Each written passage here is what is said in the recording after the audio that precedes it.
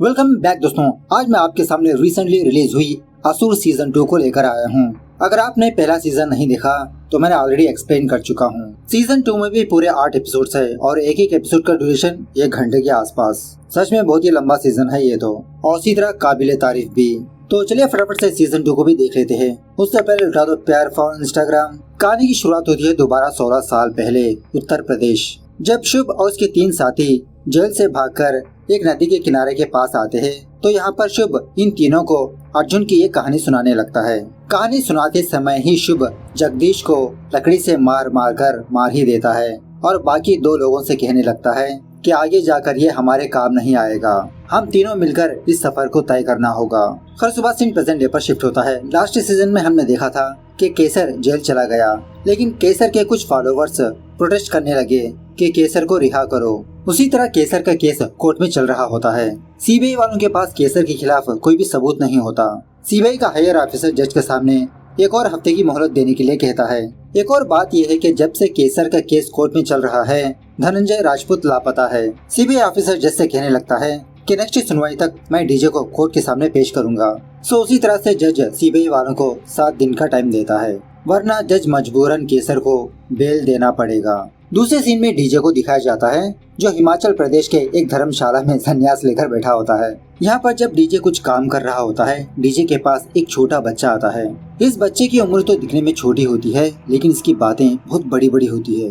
DJ के अंदर छुपे हुए इमोशंस के बारे में बात करने लगता है। इस तरफ दिल्ली में नैना नुसरत को कॉल करके निखिल के बारे में पूछने लगती है। एक्चुअली नैना ने निखिल को डिवोर्स पेपर सेंड किया, अभी तक निखिल ने साइन नहीं किया, न इसके 4 मैसेजेस का रिप्लाई दे रहा है। और इसी तरह शायद 2-3 दिनों से निखिल ऑफिस ही नहीं आया। उसके बाद निखिल को दिखाया जाता है जो बहुत ही डिप्रेशन में होता है। अपनी बेटी के मरने के गम को ये अभी तक नहीं भूला। निखिल अपने डिप्रेशन को दूर करने के लिए एक डॉक्टर के पास, साइकियाट्रिस्ट के पास काउंसलिंग पर जाता रहता है और पिछले 2-3 सेक्शन से इसने मिस भी कर दिया। निखिल अपने बेटी के गम में बाथटब में डूबकर सुसाइड करने की कोशिश करने लगता है। आइन टाइम पर नुसरत वहाँ पर पहुंचकर निखिल को रोक लेती है। खैर लोलार के बदले ईशानी चौधरी नाम की एक और नई ऑफिसर सीबीआई में ज्वाइन होती है। ईशानी अपने हायर ऑफिसर को केस की डिटेल्स बताते हुए ये भी कहने लगती है कि सर मुझे रसूल पर शक है, क्योंकि जब लोलाक सर मरे थे उस वक्त रसूल वहीं पर था। लेकिन ये हायर ऑफिसर ईशानी की बातों पर इतना तवज्जो नहीं देता। कहने लगता है कि वो सारे लोग बहुत साल से एक ही टीम में काम कर रहे हैं, तुम ऐसे कैसे रसूल पर शक कर सकती हो। खैर दूसरी तरफ जब नैना अपना काम कर रही होती है, तभी नैना अपने कंप्यूटर स्क्रीन पर किसी एटीएम मशीन के पास स्वाति को स्पॉट करती है। मतलब नैना ने ऐसा प्रोग्राम बना के रखा था स्वाति को ढूंढने का, वही स्वाति जिसने नैना की बेटी को मारा जहर देकर। इस तरफ नुसरत निखिल को पानी से बाहर निकालकर उसको मोटिवेट करने लगती है। तभी किलर दोबारा निखिल के फोन को एक और कोऑर्डिनेट भेजता है। पुलिस वाले फटाफट से वहाँ पर पहुँच जाते हैं। एक्चुअली एक आइस फैक्ट्री होती है। थरोली चेक करने पर एक बड़े से आइस क्यूब में एक बंदे की डेड बॉडी होती है, वही मास्क। दूसरी तरफ रसूल चेस खेलने के बहाने से एक्चुअली अपनी टीम मेंबर से चैट करते रहता है और उसके टीम मेंबर्स आज रात 9 बजे कुछ प्लान करने वाले होते हैं। शायद बांग्लादेश ढाका में भी शुभ के फॉलोअर्स होते हैं। इस तरफ ईशानी नैना को अपने पास बुलाकर स्वाति के बारे में पूछताछ करने लगती है। नैना यही कहने लगती है कि मुझे स्वाति के बारे में कुछ नहीं पता। उसके बाद जब नैना वहाँ से जा रही होती है, निखिल नैना को रोक लेता है। नैना से बात करने की कोशिश करने लगता है, लेकिन नैना एक ही बात कहने लगती है कि जल्द से जल्द डिवोर्स पेपर पर साइन करके भिजवा दो। इस तरफ हिमाचल प्रदेश में डीजे उस बच्चे की बात को मानकर बस ऐसे ही अपने फोन को ऑन करता है। तो काफी सारे लोग डीजे को कॉल मैसेजेस वगैरह कर चुके होते हैं। तभी नैना के सिस्टम में डीजे की इन्फॉर्मेशन जाती है। मतलब पता चल जाता है कि डीजे कहाँ पर है, क्योंकि नैना में डीजे को भी ट्रैकिंग पर रखा था। उसके बाद निखिल और नुसरत आइस फैक्ट्री में मिले हुए डेड बॉडी की ऑटोप्सी करने लगते हैं। तो निखिल को इस डेड बॉडी के अंदर एक वॉच पाई जाती है और इस वॉच में टाइम होता है 9:05। निखिल समझ जाता है कि किलर कोई मैसेज देने की कोशिश कर रहा है। इस बात के बारे में जानने के लिए निखिल फटाफट से जेल जाता है, मतलब केसर से मिलकर इसके बारे में पूछने के लिए कि आज रात 9:05 पर क्या होने वाला है। पहले तो केसर निखिल को कुछ भी नहीं बताता। बाद में निखिल से कहने लगता है कि तुम अपने गुस्से की आड़ में आगे तक नहीं देख पाते निखिल। इस तरह से केसर उस वॉच को फोड़कर एक क्लू दिखाने लगता है। इस वॉच के अंदर एक छोटा सा रुद्राक्ष होता है। निखिल फटाफट से अपने सुपीरियर के पास आकर शुभ के नेक्स्ट प्लान के बारे में बताने लगता है। 10 साल पहले जब निखिल की मुलाकात शुभ से हुई थी, उस वक्त शुभ ने निखिल को एक कहानी बताई थी, शिव जी की कहानी। तो कहानी के हिसाब से शिव जी ने एक ही तीर से 3 नगरों का विनाश कर दिया, जिसका मतलब आज रात शुभ 3 जगहों पर कुछ अटैक करने वाला है। अब ये कैसे पता चलेगा कि वो प्लेसेस कौन से हैं? सो निखिल अपने दिमाग का इस्तेमाल करके उस डेड बॉडी की ब्लड सैंपल को चेक करने पर यह बात पता चलती है कि रिसेंटली इस बंदे का डेंटल सर्जरी हुई थी। सो निखिल इस डेड बॉडी के मुंह से 3 दांत को निकालकर चेक करने पर यह बात पता चलती है कि इन दांतों के ऊपर कोऑर्डिनेट्स है और वो 3 लोकेशंस ये है, मुंबई, दिल्ली, बेंगलुरु। सो पुलिस वाले फटाफट से उन लोकेशंस पर जाने लगते हैं, मतलब वहाँ की सिक्योरिटी बढ़ाने लगते हैं। देखते ही देखते ये खबर सारे टीवी न्यूज चैनल्स में फैल जाती है कि किलर खुलेआम पुलिस को चैलेंज कर रहा है। तभी थोड़ी देर बाद सारे टीवी न्यूज चैनल्स हैक हो जाते हैं। सारे टीवी स्क्रीन्स पर एक असुर का चेहरा आकर सारे लोगों को कुछ बातें बताने लगता है। ये बंदा अपनी बातों से ईश्वर को ललकारने लगता है, कली की बड़ाई करने लगता है। ये भी कहने लगता है कि ठीक 9:05 पर मैं तुम लोगों में से 3 लोगों को मारूंगा। आपके रक्षक आपके पास ही होंगे, लेकिन वो लोग कुछ नहीं कर पाएंगे आपको। आज रात इनकी मृत्यु तय है। और इसी तरह ये बंदा जिन 3 लोगों को मारने वाला होता है, इनका फोन भी हैक करके अपने आप कैमरा स्क्रीन पर दिखाने लगता है। फाइनली जब टाइम 9:05 होता है, तभी मुंबई की मॉल में एक लड़की, दिल्ली में एक डॉक्टर, बेंगलुरु में उसी के घर में ही एक बंदे की मौत हो जाती है। ये तीनों अपनी अपनी जगह पर होते हुए ही मर जाते हैं। दूसरी तरफ नैना डीजे से मिलने के लिए हिमाचल प्रदेश आती है, इसका साथ देने के लिए कहती है। पहले तो डीजे नैना को मना करने लगता है, लेकिन जब डीजे इन 3 हत्याओं को देखता है, नैना के साथ ये भी दिल्ली जाने लगता है। और यहाँ पर मैं एक और बात बताता हूँ कि एक्चुअली डीजे सस्पेंशन में होता है। एपिसोड 2 एपिसोड की शुरुआत होती है दोबारा 16 साल पहले। प्रयागराज नाम की किसी जगह पर कुछ ज्ञानियों का कंपटीशन चलते रहता है। बहुत सारे लोग एक बहुत बड़े गुरुजी से हारते रहते हैं। तभी इस गुरुजी के सामने शुभ आता है इनके साथ कंपटीशन करने के लिए। ये गुरुजी शुभ की बातें और उसके विचार देखकर ये खुद शौक में रह जाता है कि इतनी छोटी उम्र में इतना बड़ा ज्ञानी, वाह। गुरुजी शुभ से कहने लगता है, क्या हमारे साथ हरिद्वार आओगे हमारे आश्रम में? शुभ इस गुरुजी को हाँ का जवाब देकर अपने बाकी 2 साथियों को दूसरे काम पर भेज देता है। उसके बाद शुभ कुछ दिनों तक इस गुरुजी के साथ इनके आश्रम में रहने लगता है, हरिद्वार। जब ये गुरुजी शुभ को उसका नाम पूछने लगता है तो शुभ अपना नाम नहीं बताता, तो ये गुरुजी शुभ को एक नाम देता है, सर्वानंद। खैर प्रेजेंट डे पर सारे टीवी न्यूज चैनल्स और अखबारों में यही न्यूज चलने लगती है कि कौन है वो असुर जो इन तीनों की जान ली। निखिल और नुसरत एक बंदे की ऑटोप्सी करने लगते हैं। पता चलता है कि इस बंदे की हार्ट में पेस मेकर लगा हुआ है। मलयालम इंडस्ट्री में पेस मेकर के बारे में सेपरेटली एक मूवी ही आ चुकी है। You can watch it in my channel, for example CBI 5। बाद में इन लोगों को पता चलता है कि पेस मेकर को भी हैक किया जा सकता है। दूसरी तरफ डीजे और नैना स्वाति का घर का एड्रेस पता कर लेते हैं, हिमाचल प्रदेश। फिलहाल वो असुर मतलब शुभ स्वाति से बात करने लगता है कि जब तुम्हारी जरूरत होगी दोबारा तुमसे काम लिया जाएगा। फिलहाल कुछ लोग तुम्हारी तलाश कर रहे हैं, तुम अपनी जगह बदल लो। और स्वाति का फोन डीजे ने टैप करके रखा होता है। बाहर रहकर ही डीजे और नैना इन दोनों की बातें सुनते रहते हैं। शुभ की बातों से ये बात पता चलती है कि CBI में शुभ का कोई बंदा है। थोड़ी देर के बाद डीजे और नैना स्वाति के घर में घुसकर इसको कैद कर लेते हैं। स्वाति यही कहने लगती है कि मैंने उनको कभी नहीं देखा, सिर्फ कॉल में ही बात हुआ करती थी। उसी तरह डीजे स्वाति को बहुत टॉर्चर करने लगता है। इसी बातों ही बातों में शुभ स्वाति के फोन को कॉल करता है और शुभ को ऑलरेडी पता चल चुका होता है कि डीजे स्वाति तक पहुंच चुका है। शुभ से बात करते समय ही डीजे स्वाति के गले में स्टैब करके उसे मार देता है। उसके बाद शुभ स्वाति के फोन को ब्लास्ट कर देता है ताकि कोई भी सबूत डीजे के हाथ ना लगे। डीजे जाते जाते स्वाति का भी वही हाल करता है जैसा शुभ अपने विक्टिम्स को किया करता था, मास्क पहनाकर, उंगली काटकर। उसके बाद डीजे, नैना और एक और टेक्नीशियन अलग से इस केस पर काम करने लगते हैं, मतलब शुभ को पकड़ने में लगे रहते हैं। दूसरी तरफ निखिल की टीम उन 3 जगहों का CCTV फुटेज चेक करने लगता है, मतलब उस पेस मेकर को हैक करने के लिए आदमी आस पास होना जरूरी है। बेंगलुरु के केस से ये बात पता चलती है कि मरे हुए बंदे ने अलार्म क्लॉक को दबाया था, शायद उसी क्लॉक के अंदर कोई ट्रांसमीटर फिट हुआ हो। उसके बाद निखिल मुंबई के मॉल की CCTV फुटेज को चेक करने लगता है, तो मॉल में बहुत सारी भीड़ होने की वजह से उस बंदे को पहचाना इट्स इम्पॉसिबल। उसके बाद निखिल दिल्ली के हॉस्पिटल का CCTV फुटेज चेक करने लगता है, तो यहाँ पर भी ऑलमोस्ट काफी सारे लोग होते हैं, लेकिन निखिल अपने सिक्स्थ सेंस को यूज करने लगता है। मतलब जिस बंदे की मौत हुई थी निखिल उसी जगह पर था ना। सो निखिल दोबारा उस जगह पर अपने आप को इमेजिनेशन करके पता करने की कोशिश करने लगता है कि आखिरकार वो बंदा कौन है। सच में ये सीन बहुत ही गजब लगा मुझे। सो फाइनली निखिल उस बंदे को पहचान ही लेता है। निखिल की टीम में रसूल के अलावा एक और टेक्नीशियन भी होता है। इस बंदे से कहने लगता है कि फटाफट से तुम उस बंदे को तलाश करो, हर एक डेटाबेस में कौन है, कहाँ पर रहता है, क्या नाम है। दूसरी तरफ डीजे दोबारा वाराणसी आता है शुभ के बारे में पता करने के लिए। किसी पुलिस स्टेशन जाकर एक फाइल को हासिल कर लेता है। मतलब जेल में आग लगी थी, उसके बाद क्या हुआ, उस वक्त कौन कौन ड्यूटी कर रहा था। उसके बाद सीबीआई वालों को स्वाति की मौत की खबर मिलती है। निखिल फोटोग्राफ्स को देखकर ही पता कर लेता है कि ये काम शुभ का नहीं है, किसी और का हो सकता है। उसी रात निखिल नैना से मुलाकात करके इसी के बारे में बताने लगता है कि किसी ने स्वाति की हत्या कर दी। अब निखिल को क्या पता, हत्या तो इन दोनों ने ही मिलकर की थी, लेकिन निखिल को सच नहीं बताती। खैर सुबह होने के बाद डीजे सारी फाइल की स्टडी करके नैना को कॉल करके ये बताने लगता है कि उस दिन जेल में आग लगने की वजह से शुभ के साथ 3 और लोग भागे थे, जगदीश, बलवीर सुबेर, ओम पांडे। आग लगने की वजह से जेल में सिर्फ फायर ब्रिगेड वाले ही अंदर गए थे। शायद उसी मौके का फायदा उठाया होगा उन चारों ने। शायद फायर ब्रिगेड वाला कोई बंदा इन चारों की मदद की होगी।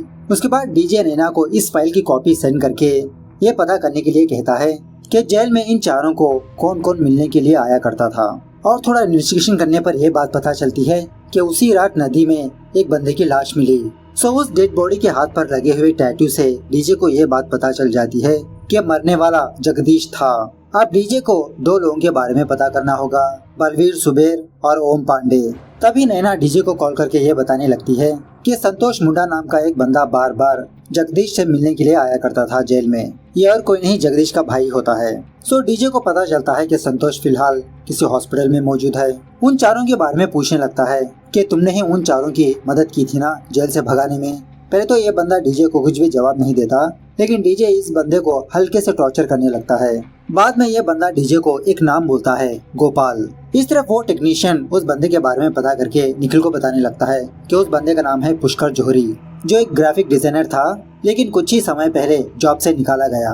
सो फटाफट से निखिल और उसकी टीम उस बंदे के घर जाते हैं। घर की तलाशी लेने पर इस घर में वो बंदा तो मौजूद नहीं होता और ना ही इस घर में इतने ठोस सबूत होते हैं। निखिल अपने दिमाग का इस्तेमाल करके एक दीवार पर यूवी लाइट डालने पर इस दीवार के ऊपर किसी लोकेशन का कोऑर्डिनेट्स लिखे होते हैं। उसके बाद इसी कमरे में एक लैपटॉप भी होता है। रसूल बहाना बनाकर इस लैपटॉप का डेटा रिकवर करने की कोशिश करने लगता है। ईशानी से कहने लगता है ये तो फुल्ली सिक्योर है, डेटा रिकवर नहीं हो सकता। ऐसा कहते हुए बाद में रसूल अपना एक पेनड्राइव इस लैपटॉप में इंसर्ट करके डेटा रिकवर करने की कोशिश करने लगता है, लेकिन तभी ये लैपटॉप सडनली जल जाता है। रसूल ईशानी से बहाना बनाने लगता है। डेटा रिकवरी करने की कोशिश की तो हार्ड डिस्क ही उड़ गई। दूसरी तरफ नैना और एक और बंदा स्वाति के फोन को रिपेयर करके कॉल रिकॉर्ड्स वगैरह चेक करने लगते हैं, लेकिन सब कुछ कोडिंग लैंग्वेज में होती है and it's a dark web. थोड़ा डिकोड करना पड़ेगा इसको। दूसरी तरफ डीजे को एक और बात पता चलती है कि शुभ का साथी ओम पांडे भी मर चुका है। ये ओम पांडे और कोई नहीं, सीजन 1 में डीजे को जेल में मारने के लिए आया था ना, जिसे निखिल को कैद करके रखा था, वही बंदा होता है ओम पांडे। डीजे ने इस बंदे को जेल में ही मार दिया था। एपिसोड 3। एपिसोड की शुरुआत होती है 12 साल पहले हरिद्वार, जहाँ पर शुभ एक गुरुजी के आश्रम में रहा करता था। इस आश्रम में शुभ का काम खत्म होने की वजह से शुभ इस गुरुजी और बाकी लोगों को जहर देकर मार देता है। खैर प्रेजेंट डे पर पुलिस वालों को किसी नदी में एक लड़की की लाश मिलती है। निखिल इस लड़की की डेड बॉडी को देखकर ही बताने लगता है कि इस लड़की को मरे हुए 10 दिन हो चुके होंगे। इसी में ऑफिसर ईशानी निखिल को अपने डाउट के बारे में बताने लगती है। मतलब ईशानी को रसूल पर डाउट है। यह सुनने के बाद निखिल भी शॉक में रह जाता है। निखिल ईशानी को एक छोटी सी एडवाइस देने लगता है कि तुम हमेशा अपने दिल की सुनो।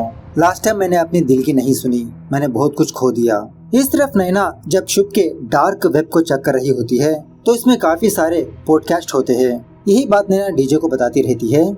इसी कमेंट्स में डीजे एक चीज को ऑब्जर्व करता है। 777 सैम नाम का एक बंदा कुछ अजीब का ही कमेंट करते आ रहा है। नैना को बताने लगता है कि ये कोई रैंडम कमेंट नहीं है। सो नैना ये कमेंट्स डिलीट होने से पहले फटाफट से स्क्रीनशॉट ले लेती है, मतलब इन कमेंट्स को डिकोड करने के लिए।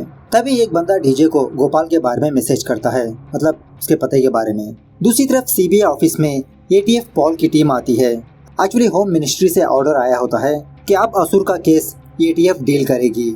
सीबीआई के कुछ मेंबर्स इस केस पर काम करेंगे और कुछ चले जाएंगे। निखिल और नुसरत शॉक में रह जाते हैं। उसके बाद पॉल सारे लोगों को लेकर अपने सीक्रेट प्लेस पर जाता है। यही से अब काम होगा। अब यहाँ पर ETF का यही मकसद होता है कि किसी भी तरह से केसर बचकर बाहर नहीं जाना है, किसी भी हालत में उसके खिलाफ सबूत ढूंढना है। दूसरी तरफ डीजे उत्तर प्रदेश आकर एक बंदे को शुभ की फोटो दिखाकर इसके बारे में पूछने लगता है। ये बंदा कहने लगता है कि मैं तो इस लड़के को भूल ही नहीं सकता, उस दिन मेले में गुरुजी को ही हरा दिया इसने। और ये भी कहने लगता है कि शायद गुरुजी के साथ हरिद्वार गया होगा। दूसरी तरफ हिमाचल प्रदेश में वो बच्चा जिसने डीजे को मोटिवेट किया था, एक्चुअली इस बच्चे का नाम होता है अनंत। जब ये सारे लोग मिलकर पहाड़ी के रास्ते से जा रहे होते हैं, अनंत ड्राइवर से कहने लगता है कि फटाफट से गाड़ी रोक दो। वो बस ड्राइवर उसी तरह से अपनी बस को रोक देता है। थोड़ी ही देर बाद उस पहाड़ से काफी सारी चट्टानें नीचे गिरकर रोड ही ब्लॉक हो जाता है। वहाँ के सारे लोग ये चीज देखकर शॉक में रह जाते हैं और इसी तरह इस बच्चे का बहुत शुक्रिया अदा करने लगते हैं। अब सोशल मीडिया का जमाना है, ये चीज झटके में वायरल होने लगती है कि हिमाचल प्रदेश में एक मिरेकल हुआ।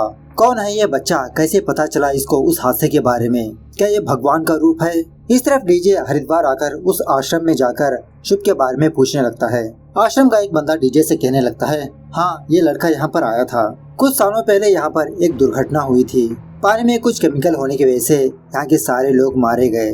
उसके बाद ये लड़का कहाँ पर गया मुझे पता नहीं। उस हादसे में वृंदा नाम की एक लड़की ही बच पाई थी और वृंदा दिल्ली में ही काम करती है। इस तरफ दिल्ली में कोर्ट केसर को बेल दे ही देती है। ये देखकर पॉल नुसरत के पास जाकर एक छोटी सी रिक्वेस्ट करने लगता है कि रिसेंटली नदी में एक लड़की की लाश मिली थी ना, कुछ एविडेंस ऐसे क्रिएट करो कि उस लड़की का मर्डर केसर ने ही किया। मतलब ऑटोप्सी रिपोर्ट में केसर का DNA अटैच करने के लिए कहता है। पहले तो नुसरत इसके लिए टोटली मना करने लगती है, लेकिन बाद में पॉल नुसरत को समझाने पर नुसरत ऑटोप्सी रिपोर्ट में कुछ कांड कर देती है। Eight the same time Ishani रसूल पर 24/7 नजर रखती रहती है और इसी तरह अपने एक बंदे को बोलकर रसूल का फोन टैप पर लगाती है। लेकिन रसूल तो वेरी चालाक ब्रो, बटन वाला फोन यूज करते रहता है। डीजे दोबारा दिल्ली आता है वृंदा से मिलने के लिए, क्योंकि वृंदा ही एक लौती बंदी है जो शुभ के बारे में अच्छी तरह से जानती है। वृंदा से मिलकर डीजे को यह बात पता चलती है कि एक्चुअली वृंदा एक अंधी लड़की होती है, लेकिन फिर भी ये स्कल्पचर्स बहुत ही जबरदस्त बनाती रहती है। वृंदा डीजे से कहने लगती है कि मेरी आंखें ना होने के बावजूद भी सर्वानंद मतलब शुभ इसकी आंखें बना था। वृंदा को एक अच्छी सी राह दिखाई। इस तरह से शुभ की बहुत तारीफ करने लगती है। डीजे वृंदा को शुभ का कड़वा सच बताने लगता है कि आश्रम में लोग ऐसे ही नहीं मरे थे और आगे जाकर शुभ एक बहुत बड़ा कांड करने वाला है। यह सुनने के बाद वृंदा तो शॉक में रह जाती है। डीजे से यही कहने लगती है कि आप प्लीज यहाँ से चले जाइए। इस तरफ निखिल और नुसरत स्वाति की ऑटोप्सी करने लगते हैं और इसे देखकर निखिल का शक कंफर्म हो जाता है कि ये कत्ल शुभ ने नहीं किया और झटके से इसका शक डीजे पर जाता है। इस तरफ डीजे वृंदा के घर में शुभ की एक किताब को देखता है। इस किताब के फ्रंट पेज की फोटो खींचकर नैना को सेंड करता है। मतलब ये किताब ब्रेन लिपि में होती है। इसे देखकर नैना को उस कमेंट की याद आती है 777 सैम। सो उन सारे कमेंट्स को डिकोड करने की कोशिश करने लगती है। Eight the same time Nikhil DJ को मैसेज करता है, मिलने के लिए कहीं पर बुलाता है। दूसरी तरफ ईशानी रसूल अपने घर में ना होने पर इसके घर में घुसती है ऐसे कुछ सबूतों को ढूंढने के लिए। रसूल के घर में इसको लेटर कम एक पेनड्राइव मिलता है। जब ईशानी इस पेनड्राइव को लेकर वापस आ रही होती है तभी इसके सामने रसूल आ जाता है। ईशानी बहाना बनाने लगती है, हाँ तुमसे थोड़ा काम था, सोचा थोड़ा मिलते चलूं। ईशानी को अपने घर में बुलाकर इसको चाय वगैरह देता है और इसी तरह रसूल समझ जाता है कि ईशानी को इस पर शक हुआ। दूसरी तरफ डीजे निखिल से मिलने के लिए उस एड्रेस पर आता है। इनडायरेक्टली पूछने लगता है कि स्वाति को किसने मारा, लेकिन डीजे सच नहीं बताता और इसी तरह निखिल डीजे पर ही उंगली उठाने लगता है। मतलब बहुत सालों पहले अगर डीजे ने शुभ को अरेस्ट नहीं करता तो शायद आज माहौल कुछ और ही होता। डीजे निखिल से यही कहने लगता है कि मैं शुभ के हर एक बंदे को मार कर ही रहूंगा, तभी वो कमजोर हो सकता है। इस तरफ ईशानी एक बंदे के पास आकर दोबारा लोलार की बुलेट वुंड एनालिसिस करने के लिए कहती है और वो भी अनऑफिशियली। यह बंदा कहने लगता है कि वो केस तो कब का क्लोज हो चुका है ना। ईशानी को मना करने लगता है, लेकिन बाद में ईशानी इसको समझा लेती है। उसके बाद ईशानी घर आकर जब रसूल का पेनड्राइव अपने लैपटॉप में ओपन करती है तो इसमें काफी सारे फोल्डर्स होते हैं और इसी तरह इन फोटोग्राफ्स और वीडियोस को देखकर ऐसा लगता है कि रसूल काफी टाइम से ईशानी को फॉलो करता आ रहा है। मतलब उसकी ही फोटोज वीडियोस होती है। इस तरफ नैना 777 सैम के कमेंट्स को देखकर पता कर लेती है कि ये तो ब्रेन लिपि है। इन सारे कमेंट्स को डिकोड करने पर एक वर्ड निकल कर आता है, अटैक ऑन अश्विनी नक्षत्र। और शुभ ये अटैक एक हफ्ते बाद ही करने वाला है। नैना डीजे से कहने लगती है कि हम अकेले इस अटैक को रोक नहीं सकते, ATF को इन्फॉर्म करना होगा। डीजे मना करने लगता है क्योंकि डीजे को वहाँ पर किसी पर भी भरोसा नहीं होता। लेकिन इसके बावजूद भी नैना एक सीक्रेट तरीके से ये इन्फॉर्मेशन एटीएफ को सेंड कर देती है। सो सीबीआई का ऑफिसर सारे लोगों को बुलाकर इसी के बारे में बताने लगता है कि किसी भी तरह से हम लोगों को ये अटैक रोकना होगा। अब रसूल भी वहाँ पर होने की वजह से रसूल अपने टीम मेंबर्स को ये मैसेज सेंड करता है कि सारे गेट्स क्लोज कर दो, जिसकी वजह से शुभ का जो डार्क वेब होता है ना, उसका सिक्योरिटी सिस्टम एकदम से चेंज हो जाता है। नैना एक्सेस ही नहीं कर पाती। ये चीज देखकर डीजे नैना पर गुस्सा करने लगता है, क्योंकि नैना की वजह से ही ये सब कुछ हुआ। नैना डीजे से कहने लगती है कि हमारे पास एक और रास्ता है इस डार्क वेब को दोबारा एक्सेस करने का। इसके लिए शुभ का एक मेंबर चाहिए। किसी न किसी बंदे का फेस रिकॉग्निशन की वजह से ही ये डार्क वेब ओपन हो सकता है दोबारा। At the same time Kesar jail से रिहा हो जाता है। एटीएफ की टीम 24/7 केसर को ही मॉनिटर करती रहती है। पॉल मौके की तलाश में होता है कि किसी भी तरह से केसर को अरेस्ट करना होगा। इसी दरमियान में ईशानी निखिल को अपने पास बुलाकर रसूल का पेनड्राइव दिखाने लगती है कि इसके पेनड्राइव में मेरा कच्चा चिट्ठा जमा करके बैठा है। निखिल ईशानी से कहने लगता है कि फिलहाल तुम रसूल को साइड में रखो, हमको पहले ये अटैक रोकना होगा, केसर के बारे में फोकस करना होगा। रात होने के बाद ईशानी दोबारा रसूल के घर के पास जाकर इसको मॉनिटर करती रहती है। तभी पीछे से कोई अनजान बंदा ईशानी को किडनैप कर लेता है। खैर सुबह होने के बाद पॉल केसर का अरेस्ट वारंट हासिल कर लेता है। जब तक पॉल की टीम केसर के घर जाती है उसको गिरफ्तार करने के लिए, तब तक केसर अपने घर से निकल चुका होता है। फटाफट से ये लोग केसर को फॉलो करने लगते हैं, लेकिन केसर एटीएफ को चकमा देकर अपनी गाड़ी से निकल ही जाता है। अपनी गाड़ी में किसी और बंदे को बिठा देता है। दूसरी तरफ केसर खुश होकर दूसरे रास्ते से निकलने लगता है, लेकिन तभी कोई अनजान लोग केसर को किडनैप कर लेते हैं और वो अनजान लोग और कोई नहीं डीजे की टीम होती है। उसके बाद सीबीआई का ऑफिसर पॉल को बहुत डांटने लगता है कि तुम्हारे हाथों से केसर निकल गया। इसी दरमियान में निखिल को ईशानी के बारे में याद आता है कि ईशानी अभी तक ऑफिस नहीं पहुंची, ना ही उसका फोन कनेक्ट हो रहा है। दूसरे सीन में हम ये देखते हैं कि ईशानी को किडनैप करने वाली एक लड़की होती है। फिलहाल ये लड़की ईशानी को उसी के घर में फांसी लगाने लगती है। एपिसोड 4 एपिसोड की शुरुआत होती है दोबारा 12 साल पहले प्रयागराज। यहाँ के एक लाइब्रेरी में एक प्रोफेसर अपने दोनों स्टूडेंट्स के साथ कुछ एल्गोरिथम्स के बारे में डिस्कस करते रहता है। उसी लाइब्रेरी में शुभ भी मौजूद होता है। शुभ इन तीनों की कन्वर्सेशन को सुनने के बाद इनके पास आकर प्रोफेसर से कहने लगता है, क्या मैं आपकी कोई सहायता कर सकता हूँ? यह सुनने के बाद प्रोफेसर पहले तो शुभ को देखकर इसका मजाक उड़ाने लगता है। सो शुभ बिना हिचकिचाए उस प्रोफेसर को एक न्यूरल नेटवर्क के बारे में डेफिनेशन बताने लगता है और इसी तरह इस प्रोफेसर को उसके प्रॉब्लम का सोल्यूशन भी बताने लगता है। ये प्रोफेसर शुभ की ये नॉलेज देखकर अपने साथ ले जाने लगता है और आने वाले दिनों में ये प्रोफेसर एक जबरदस्त एआई को बिल्ड करना चाहता है। शुभ से पूछने लगता है, क्या तुम हमारे रिसर्च प्रोग्राम में शामिल होना चाहोगे? अब शुभ तो यही चाहता है कि ये बड़े बड़े रिसोर्सेस के साथ इस दुनिया को तबाह करे। खैर प्रेजेंट डे पर जब तक निखिल ईशानी के घर पहुंचता तब तक देरी हो चुकी होती है, ईशानी मर चुकी होती है। इस तरफ डीजे केसर की मदद से शुभ का दोबारा वो डार्क वेब ओपन कर लेता है। एक्सेस मिलने के बावजूद भी कुछ भी फायदा नहीं होता, काफी सारे लिंक्स होते हैं इसके अंदर। सो डीजे केसर को मार पीट कर उस अटैक के बारे में पूछने लगता है। इस तरफ एटीए की टीम ईशानी के घर आते हैं। अब इसी में रसूल भी यहाँ पर आता है। निखिल रसूल पर बहुत गुस्सा करने लगता है कि इसी ने ईशानी को मारा। ईशानी को पहले से ही रसूल पर शक था, लेकिन रसूल बहुत ही मासूम बनने लगता है। इस तरफ जब डीजे की टीम केसर को मार पीट कर सच उगलवाने की कोशिश करने लगते हैं, उसी वक्त शुभ इनके सारे सर्वर को हैक करके इनके सामने आता है असुर का मास्क पहनकर। बातों ही बातों में शुभ हरिवंश नाम के एक बंदे की फोटो दिखाकर डीजे से कहने लगता है कि मेरा नेक्स्ट टारगेट यही है, बचा लो अगर तुम बचाना चाहते हो। हिमाचल प्रदेश में एक बच्चे के माँ बाप अनंत के पास आते हैं। कुछ दिनों पहले इनका बच्चा मिसिंग हो गया और ये दोनों अनंत को भगवान मान रहे होते हैं। अनंत कहने लगता है, मैं कोई भगवान नहीं हूँ, मैं बस उनकी आज्ञा का पालन करता हूँ। उसके बाद अनंत उस बच्चे को ढूंढ ही लेता है। दोबारा ये न्यूज वायरल होने लगती है कि हिमाचल प्रदेश ने अनंत नाम के एक बच्चे ने एक और मिराकिल किया। इस तरफ एटीएफ की टीम शक के बलबूते पर रसूल से थोड़ा बहुत पूछताछ करने लगते हैं, लेकिन पता चलता है कि रसूल इज ए क्लीन। अब रसूल की खबर नैना को पता चलने की वजह से नैना यही बात डीजे को आकर बताने लगती है कि ईशानी को शक था कि रसूल ने लोलार को मारा होगा। डीजे नैना से कहने लगता है कि तुम हरिवंश की इन्फॉर्मेशन एटीएफ को दे दो, हम रसूल के पीछे लगेंगे। तो नैना उसी तरह से एटीएफ को हरिवंश की इन्फॉर्मेशन दे देती है। सो उसी रात एटीएफ वाले हरिवंश को उठा लेते हैं, कहने लगते हैं कि तुम्हारी जान को खतरा है।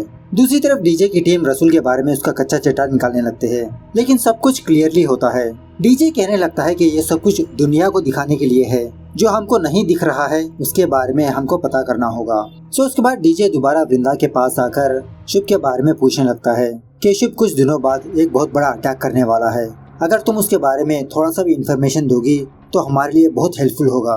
वृंदा डीजे से कहने लगती है कि मैंने उसको देखा तक नहीं, हमेशा वो असुरों की बात किया करता था, उसके हिसाब से असुर देवताओं के समान थे।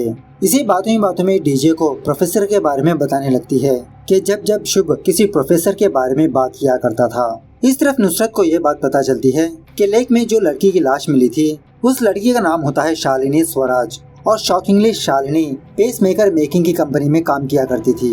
दूसरी तरफ डीजे की टीम गाजियाबाद आते हैं रसूल के बारे में थोड़ा पूछताछ करने के लिए। वहाँ के कुछ लोगों से रसूल की फोटो दिखाकर पूछने पर यह बात पता चलती है कि ये तो रसूल नहीं है, मतलब रसूल का घर का एड्रेस फेक है, शायद रसूल का असली नाम हो सकता है बलवीर सुबेर। इस तरफ निखिल शालिनी के फ्रेंड को अपने पास बुलाकर शालिनी के बारे में थोड़ा पूछताछ करने लगता है।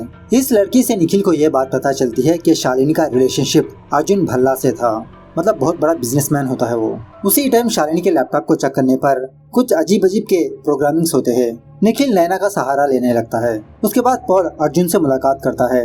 अर्जुन तो मान लेता है कि इसका और शालिनी का रिलेशनशिप था, लेकिन जब शालिनी मरी ये इंडिया में ही मौजूद नहीं था।